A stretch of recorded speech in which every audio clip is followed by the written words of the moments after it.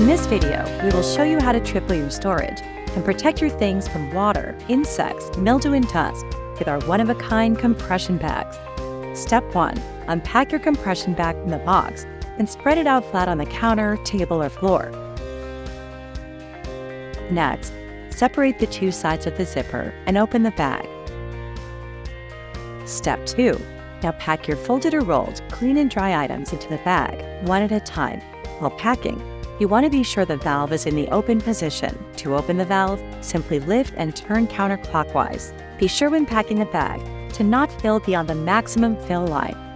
Now you're ready to zip and seal. Pinch the double zipper with the T-slider and swipe back and forth at least twice. The red and yellow zipper will turn orange when the bag is sealed properly. Now it's time to compress. Double-check your valve to make sure it is in the open position. Place the vacuum over the valve. When the bag is compressed, remove the vacuum.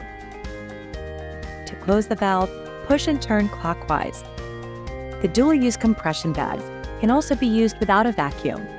To get the best results, place the bag on a hard surface like the floor and lean forward using your arms and legs to slowly push out the air.